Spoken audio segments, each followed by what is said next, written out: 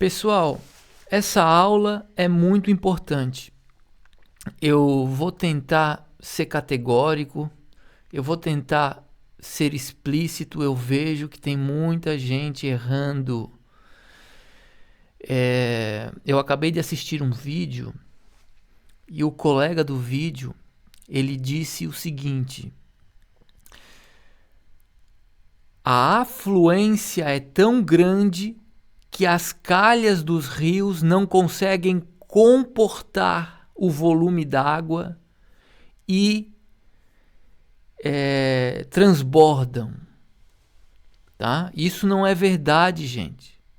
Então, muita gente pensa que é isso que está acontecendo no Rio Grande do Sul.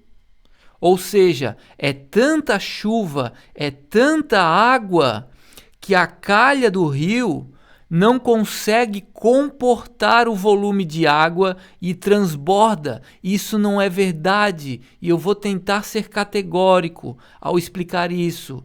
Nós sabemos que isso não é verdade analisando visualmente o comportamento das águas. Então, eu já falei em outro vídeo, quem é especialista tem que ter a capacidade, tem que ter a perícia de olhar para as águas e analisar o comportamento delas e tirar conclusões apenas olhando a movimentação das águas, apenas olhando o comportamento das águas. Nós sabemos qual é a situação. E a situação não é excesso de afluência, não é excesso de chuva. Isso é conclusão de quem não tem perícia, de quem não tem o conhecimento. E como é que eu sei disso, gente? Analisando o comportamento das águas. Vamos lá. Então, olha lá, analisando o leito do rio Taquari, nós verificamos visualmente que ele não tem movimentação ajusante equivalente ao volume. Ele não tem movimentação ajusante, que é no sentido da correnteza, equivalente ao volume. Ele é um rio que, olhando de longe, ele é preguiçoso, ele é um rio que não corre. Se houvesse excesso de afluência, nós veríamos uma enxurrada muito mais forte do que a que está acontecendo. E não, a gente percebe uma movimentação de empiscinamento. E eu tentei recuperar uma imagem, eu vi isso em um vídeo, eu tentei encontrar esse vídeo e não encontrei mais. Mas deixa eu desenhar o comportamento que a gente vê. Olá, eu não sou um desenhista muito bom, mas aqui eu desenhei essas setas e nós verificamos que existem redemoinhos nesse sentido. A gente verifica que um lado do rio as águas se movimentam a jusante e do outro lado do rio a montante, formando redemoinhos. Nós verificamos isso em vários pontos do rio. O que é isso? É quando a afluência encontra com a corrente de represamento que se movimenta montante. Tá?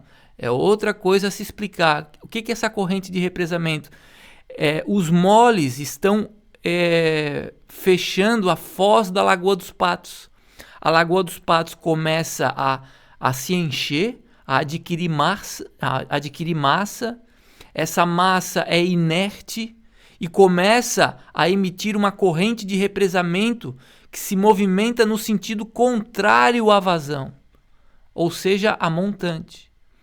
Não é a água que sobe, a água sempre desce. O que sobe é uma energia provocada pelo represamento, que é agravada pela inércia da massa de água que começa a ser acumulada nos corpos hídricos. Então, gente, olhando visualmente para as águas, eu tentei recuperar esse vídeo aqui, achar ele em algum lugar, eu não consegui mais achar, mas talvez você, se você é da região ou se você assistiu vários vídeos, talvez você tenha visto, tenha observado as águas se comportando dessa maneira, um lado do rio se movimentando para cima e o outro lado se movimentando para baixo, tá? Isso é característico de um represamento. Se o problema fosse excesso de afluência não comportada pela calha do rio, nós teríamos movimentação de enxurrada a jusante. Nós não teríamos esse fenômeno aqui desse desenho, tá? Que foi flagrado. Eu flagrei essa movimentação em certos vídeos. Então a gente verifica que o rio Taquari, ele é um rio preguiçoso, ele é um rio que não corre. Ele até corre, mas ele não corre na sua naturalidade. Naturalmente, ele teria menor volume de água e mais movimentação, ele teria mais velocidade. Ele naturalmente tinha uma vazão maior, e por ter uma vazão maior, ele não transbordava, tá? O que acontece é o seguinte, o rio ele fica empiscinado, ele continua correndo, mas ele corre menos do que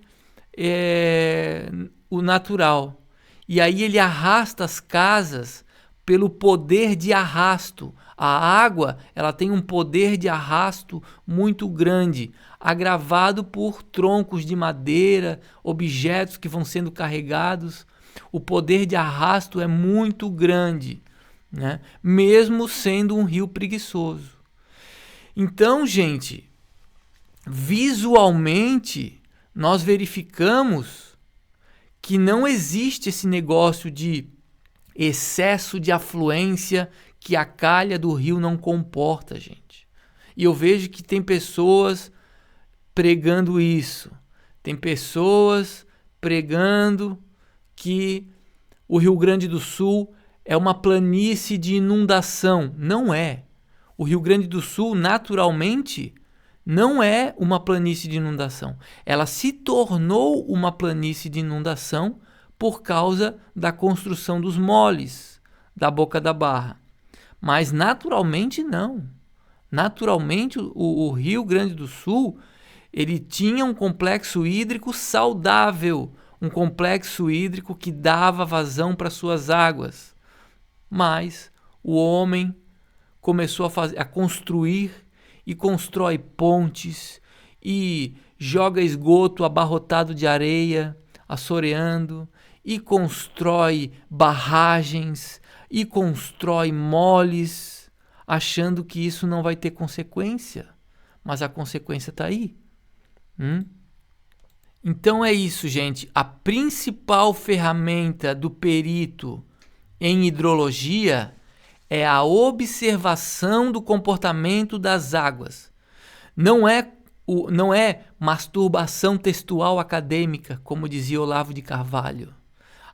Sabe, os montante vezes jusante ao quadrado sobre π elevado à hipotenusa, mas não sabe analisar empiricamente, não tem o conhecimento empírico de analisar o comportamento das águas e verificar que ela tá se comportando como redemoinhos. Existem grandes redemoinhos mostrando o encontro de duas forças, uma vindo a jusante e outra vindo a montante. Né? Não consegue perceber, olhar para o Taquari e ver que ele é um rio empiscinado. As águas elas se empiscinam. São águas que não correm como deveria correr. Né? Tudo análise comportamental visual. Agora, existe uma esperança para o Rio Grande do Sul. Essa esperança é que esse canal entre a Lagoa dos Patos e o mar possa no futuro ser construído. Né? As barreiras ideológicas sejam vencidas, né? A pseudociência seja vencida e o canal extravasor seja construído. O canal extravasor nas dimensões necessárias irá colocar por extinta as enchentes no Rio Grande do Sul. Tá? E aí, como eu falei em outro vídeo, tem que analisar também se as barragens eclusas estão fazendo uma pré-enchente dos rios.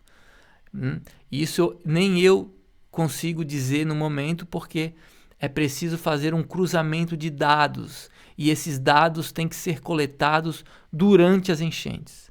Talvez uma entrevista com os operadores dessas barragens, talvez eles consigam dar alguma informação, né? Mas aí eu não sei, seria com eles. A informação é o seguinte: o que inunda primeiro são os vertedouros das barragens eclusas ou são a cota de inundação dos municípios acima é que são atingidas? O que inunda primeiro? Os municípios acima ou os vertedouros das eclusas?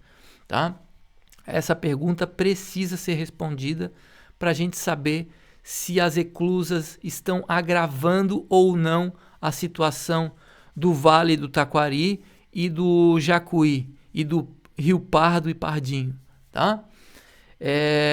Essas informações aí eu já não tenho.